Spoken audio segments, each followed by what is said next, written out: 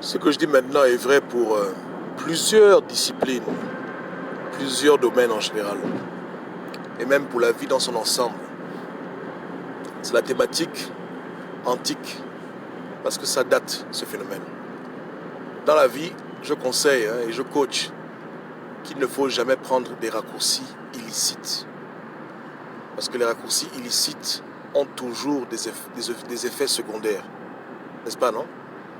Un athlète qui veut participer à une compétition a le choix entre tranquillement se rendre dans une gym pour exercer ses muscles, ses réflexes, ou prendre des substances illégales pour avoir l'avantage sur les autres.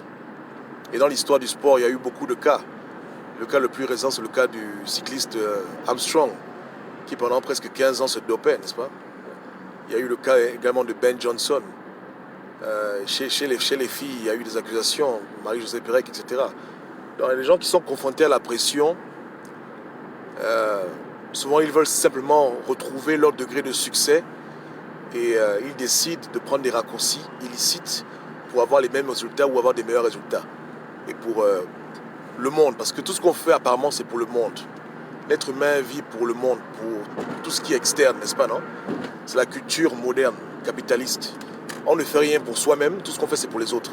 C'est-à-dire que si on va à la gym, c'est pas parce qu'on veut avoir un corps en bonne santé, parce qu'on veut éblouir les gens avec nos abdos, parce qu'on veut que les petites nous remarquent. Ouais, non?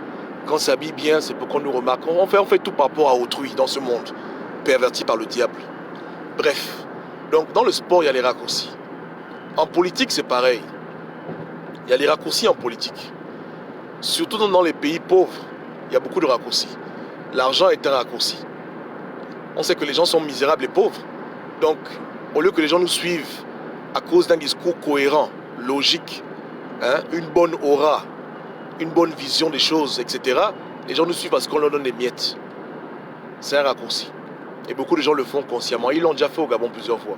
Et je ne parle pas seulement de Jean Ping, je parle de beaucoup d'hommes politiques qui ont des partis politiques alimentaires où les gens qui les suivent à cause de l'argent qu'ils leur donnent. Point barre. Le mec, il n'a aucune vision, il ne sait rien de la science politique, il a juste un gros ventre et beaucoup d'argent. On le suit. C'est son raccourci pour se créer un chemin dans le domaine politique. Il y a aussi le mensonge, n'est-ce pas, hein? C'est-à-dire que des promesses tellement idiotes que malheureusement les gens y croient. Ça existe aussi. Ouais. Dans le monde des affaires, il y a aussi des raccourcis. Lorsque tu ouvres ton petit magasin et que tu n'as pas beaucoup de clients, tu peux rentrer dans une petite secte et puis on te fait du bon. Tu te retrouves avec des contrats privilégiés. Si tu es une femme et que tu veux te hisser au-dessus de la compagnie et que tu veux être directrice, tu peux soit travailler dur et montrer que tu es compétente. Et si jamais c'est le cas, tu évolues, mais si il y a des blocages, tu prends le raccourci, tu donnes le badge au patron et puis il donne la promotion. N'est-ce pas, non? Donc, vous comprenez que dans la vie moderne, il y a 1001 raccourcis. Plein de raccourcis que les gens peuvent prendre pour obtenir ce qu'ils veulent. Mais ce qui est important, ce n'est pas d'obtenir ce que tu veux, c'est la méthode que tu utilises pour l'obtenir. C'est là où vient le mérite. C'est un combat interne, vous comprenez, hein? Le monde externe te met la pression de délivrer à une certaine dimension, à n'importe quel prix, parce que le monde, lui, s'en fout, hein. Quand un homme roule en Bentley dans sa voiture, pas beaucoup de gens se demandent où il a eu l'argent où. Tu rentres dans un restaurant, bien dans un hôtel 5 étoiles, le portier ne va pas te dire écoute patron, tu as eu l'argent où. Non, il sait que tu as l'argent, tu rentres. Voilà, donc le monde ne s'en fout. Tu as une belle voix, tu as fait un pacte avec le diable pour chanter bien. Les gens n'ont rien à foutre. Tout ce qu'ils veulent, c'est le produit fini et la souffrance que tu endures derrière, ou les compromis que tu as fait derrière, ou l'âme que tu as vendue derrière. Les gens, c'est pas leur problème. N'est-ce pas, non? Voilà un peu ce qui se passe. C'est triste, parce que pour moi, ça me paraît absurde. Mais il y a des gens qui font ça. Vous comprenez? Il y a des gens qui font ça. Ouais. Donc, dans tous les domaines. Mais nous, les enfants de Dieu, les Bantous, on ne doit pas marcher comme ça. Vous comprenez, non? J'ai dit, on ne doit pas marcher comme ça. On ne peut pas avancer dans la vie en voulant faire plaisir aux gens, en voulant satisfaire l'ego. On avance dans le chemin le plus pur, le plus sanctifié. Il y a mille et une manières d'arriver à ses fins, mais il faut choisir la méthode qui est la moins compromettante et qui te donne la paix la nuit. Tu peux dormir en paix. Tu sais que tu n'es pas en train de faire du mal aux gens pour arriver à tes fins. C'est important de faire ça. Parce qu'à quoi bon obtenir ce qu'on veut et être tourmenté de l'intérieur? Être tourmenté. Hein? Tu as eu un examen et tu sais que tu as triché. Dans la remise de diplôme, on appelle ton nom, tu te lèves, tu marches, on te remet le diplôme. Tu es content parce que les gens t'applaudissent. Sur la toile, tu mets les photos, voilà, j'ai eu le diplôme, mais tu sais que tu as triché. Tu as volé le projet de ton collègue, tu as comploté, tu as passé 5 ans en train de pomper. Donc tu as un diplôme de tricherie. Mais tu as quand même le diplôme. Parce que, comme je dis, le monde, lui, l'ignore. Il ne cherche pas à comprendre ce que tu as fait. Il sait que tu as. Il y a le goût dedans. Est-ce qu'il y a le goût dedans? Vous comprenez? Hein? Que les gens se torturent eux-mêmes dans la vie. Parce qu'ils font des mauvais choix. Ils font des mauvais choix. Et je comprends pas. Il y a la pression du monde. Hein? Tu rentres au Gabon à 45 ans, tu n'as pas une maison, tu n'as pas un terrain. Tu habites chez tes parents. Tes collègues sont tous directeurs, ministres, ambassadeurs, etc. C'est compliqué. Tu vois un peu, non? C'est compliqué. Tu as le choix. Tu vas travailler dans un petit boulot, tu te débrouilles. Ou bien tu prends le raccourci. Le raccourci, on t'appelle, tu donnes tes fesses, on te pète proprement. Mais tu fais un bon petit sacrifice humain. Tu vends un petit neveu dans la loge, et puis on prend les organes. Et puis après, tu te retrouves maintenant en 2 secondes de chômeur à ministre d'État. Il y a quoi? Il n'y a rien. Tu as pris le raccourci. Mais est-ce que tu dors bien la nuit? Tu as la paix quand tu dors la nuit? Tu as la paix? Après que les hommes t'applaudissent, après que les hommes t'élèvent, on dit que tu es bien, tu es quelqu'un de bien, tu as réussi. Parce qu'eux, ils ne connaissent pas l'histoire. Ils ne connaissent pas l'histoire. Eux, ils ne savent pas ce qui se passe derrière, sous le rideau. Donc ils applaudissent, ouais, bravo. Mais toi-même, quand tu es seul maintenant, dans ta chambre, assis, est-ce que vraiment ça en valait la peine de vendre ton âme pour satisfaire de manière passager, hein? En quelque sorte, on dit passager là, de manière passagère, hein? quelques riverains, pour qu'ils aient de toi une estime, tu as vendu ton âme, ça en valait vraiment la peine? Ou bien tu as fait des choses abominables? Voilà le Gabon. C'est ça le Gabon. Vous comprenez? Les gens ne veulent plus réfléchir.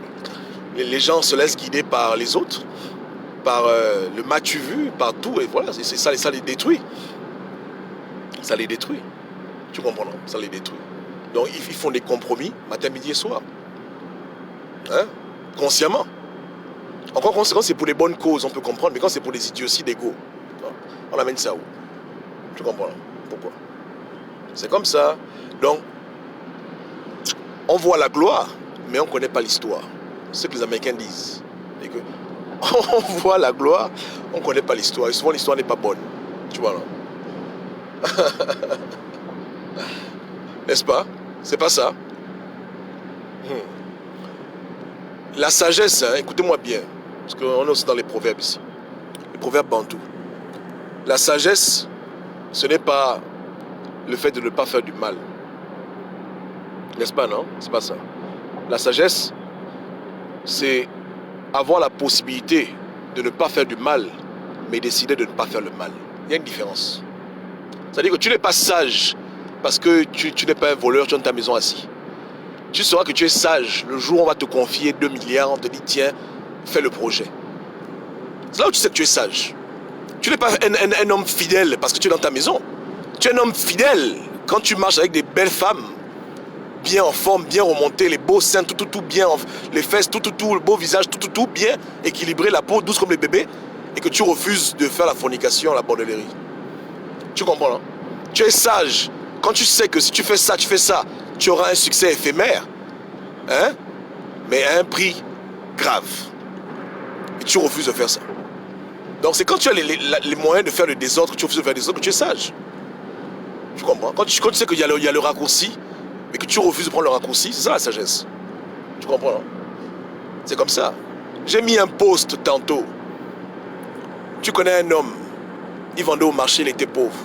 Il n'y avait pas beaucoup de gens qui venaient dans son magasin. Du jour au lendemain, il a été introduit aux ventes de substances illicites. Il a commencé à vendre sa cocaïne, il est devenu riche. Maintenant, est-ce que lui dire que Joe, arrête de vendre la drogue, c'est mauvais. Bon, à première vue, à ses oreilles, c'est mauvais. Parce que c'est quelque part lui demander de redevenir pauvre.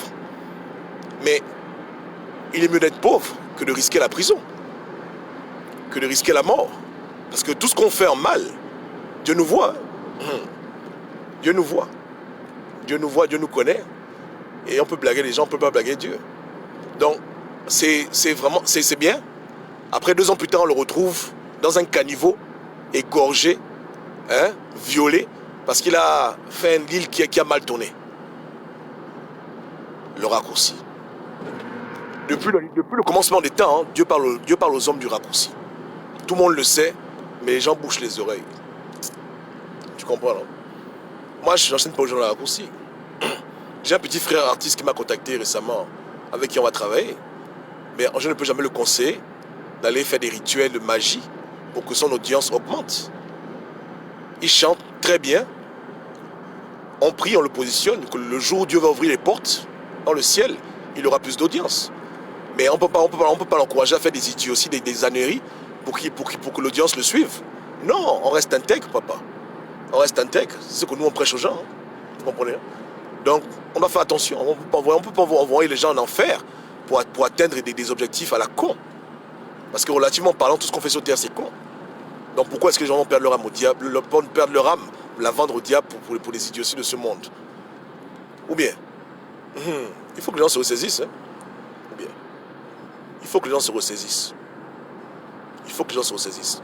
Je parlais avec Chris tout à l'heure en messagerie, on a parlé sur ma page. Et Chris disait qu'elle ne veut pas critiquer les gens, elle laisse faire, mais qu'elle n'est pas pour le désordre. J'ai dit, maman, voir le mal et ne rien dire, c'est pas bien.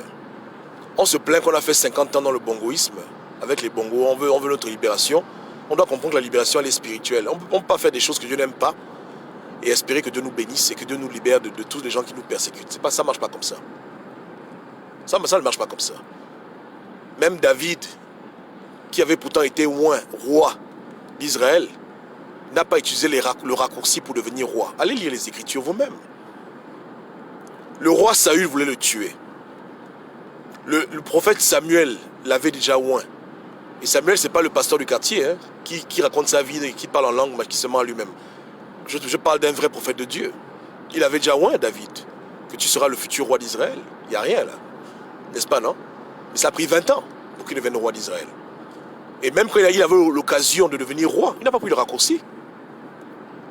Il a pu attraper Saül dans sa tente, sans ses soldats.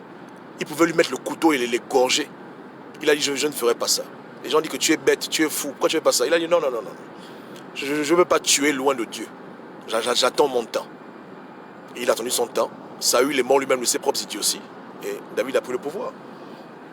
Joseph était esclave en prison. Prisonnier en Égypte. Parce qu'il avait refusé de prendre le raccourci. Ses frères l'avaient vendu. Il se retrouve dans un pays, il ne parle pas la langue. Seul, sans sa mère, sans son père. Il est devenu boy d'un Égyptien très riche. La femme de l'Égyptien a aimé Joseph, parce que Joseph c'est un gars de là à gauche. Donc elle a aimé le frangin. Il était très mignon. Elle a voulu coucher avec lui. Il aurait pu dire oui, pour le raccourci. Parce que si tu couches avec la dame de la maison, tu es à l'aise, tu n'as plus le problème. Il a dit non. Il a fui. La go l'a accusé que là, il a voulu me violer, il a fui, il a pris ses pieds, il est parti. Mais il pouvait prendre le raccourci. Combien de serviteurs aimeraient coucher avec la femme du patron pour avoir les privilèges? Dans un pays dur comme l'Égypte antique. N'est-ce pas, non? Imagine un peu sa vie. Il aurait roulé en limousine s'il avait couché avec la maman là. C'est que quand le mari amène l'argent, elle veut donner au petit que tiens mon petit, attrape. Là, il a dit non. Je ne prends pas le raccourci. Non, c'est une thématique qui revient beaucoup dans les Écritures, dans la vie en général. C'est quelque chose à laquelle tout le monde sera confronté tôt ou tard. Hein. Tu prends le raccourci, tu prends pas le raccourci. Et quand je parle de raccourci, parce que tu vas toujours arriver. Hein. Tu vas toujours arriver. Tu arriveras dans ta vie là où Dieu a dit que tu vas arriver. Même si ça prend du temps. Mais le diable va toujours t'amener le raccourci. Même dans l'activisme, il y a le raccourci. J'ai beaucoup de frangins. Je parle de Moulennet parce que, bon, il exagère maintenant, hein, mais je connais plein de gens qui ont pris le raccourci, qui ont délibérément dit des bêtises aux Gabonais pour devenir populaires. plein, qui ont délibérément menti aux Gabonais pour avoir un troupeau derrière eux. Comme si c'est le troupeau qui va libérer un pays. Consciemment, hein, c'est que tu sais que ce que tu dis c'est faux, et tu le dis quand même parce que les Gabonais aiment entendre ça. Et les Gabonais aiment suivre ça. N'est-ce pas, non? Des gens qui ont bâti toute leur réputation sur l'offre et la demande. C'est pas la vérité qui guide leur combat, c'est l'offre et la demande. Ce que le peuple va entendre, c'est ce qu'ils vont dire pour rester toujours dans la tête des gens et devenir des grands activistes. On se connaît. N'est-ce pas, non? On se connaît. Hein? Mais à la fin, ils gagnent quoi dedans? Et beaucoup se font toujours ridiculiser. Beaucoup se font toujours ridiculiser seuls par les circonstances. Parce que le mensonge ne paye pas. N'est-ce pas, non? Pourquoi les gens sont comme ça? Il faut craindre Dieu. Ne prenez pas le raccourci. Quand tu vois ton grand frère qui refuse de prendre le raccourci, pas parce qu'il est bête ou bien il est mangé, parce qu'il craint Dieu. C'est tout. Hein? C'est tout. Et parce qu'il aussi, il n'aime pas souffrir. Il connaît les conséquences des raccourcis. Le diable n'a jamais donné à quelqu'un un raccourci et puis il a été heureux. Tous ceux qui ont pris le raccourci ont toujours été tristes et malheureux. Tous, sans aucune exception. Et dans toutes les professions, dans tous les milieux, dans tous les pays, dans toutes les races et ethnies, toutes les langues de la terre. Depuis le commencement, c'est comme ça. Personne n'a un bon témoignage d'un raccourci qu'il a pris de manière illicite. Jamais. Et s'il ne paye pas pour ça, ses enfants paieront pour ça. C'est pas ça. Tu vois un gars que tu aimes bien. Au lieu que tu dises que mon frère, tu es beau, je t'aime bien. Tu prends le raccourci, tu vas le féticher. Après 10 ans plus tard, vous divorcez. Dans un divorce brutal, il va même t'égorger. C'est le raccourci. C'est les retombées du raccourci. Attention au raccourci. Tu es pasteur. Au lieu de prêcher l'évangile tranquillement, tu commences à jouer aux imbéciles, à dire n'importe quoi, insulter les gens, parce que tu sais que les gens aiment le show. Tu veux être pasteur DJ. Tu veux prendre le raccourci. Voilà les conséquences, les retombées. Ta femme meurt, on ne sait pas ce qui s'est passé. Makoso. Voici le raccourci. Tout ce monde-là, c'est toujours comme ça, les raccourcis. Attention aux raccourcis. Attention aux raccourcis. Tu n'as pas les compétences requises. Tu n'as pas l'étoffe qu'il faut. Tu insistes. Tu vas arranger dans la loge, tu marmailles partout. Tu prends le pouvoir maintenant. Après 10 ans plus tard, tu as AVC, tu deviens comme un mort vivant. Le raccourci. C'est pas bon le raccourci. Je dis en politique, en sociologie, en psychologie, en business, en affaires, en sport, en relations amoureuses, relations amicales, sociales, économiques, tout ce que tu veux. Spiritualité. C'est pas bon le raccourci. Tu veux voir les visions, au lieu de prier tranquillement le bon Dieu, tu veux qu'on te lave les yeux. Non, toute ta vie, maintenant tu es devenu aveugle. Tu vas aller voir un marabout nigérien, il t'a mis dans les yeux l'acide, tu ne vois plus maintenant. Parce que tu voulais voir comme tout le monde, tu voulais prophétiser comme tout le monde. Tu as voulu prendre le raccourci. Voilà les conséquences. On t'a dit 40 jours de jeûne et de prière, tu as dit c'est trop long. Il faut que je fasse comme tout le monde. Tu as voulu prendre le raccourci. Voilà le raccourci. Le raccourci, c'est pas bien. On dit ça à l'homme depuis la nuit des temps. On ne fait que dire ça à l'homme. Le raccourci, c'est pas bon le raccourci. Il ne faut pas prendre le raccourci. Mais est-ce que les gens écoutent quand on leur parle du raccourci? Ils disent qu'on est vendu, on est jaloux. Voilà ce que les gens disent. Oh, laisse-moi, tu es jaloux. Ok. Que Dieu vous garde. Ciao, ciao.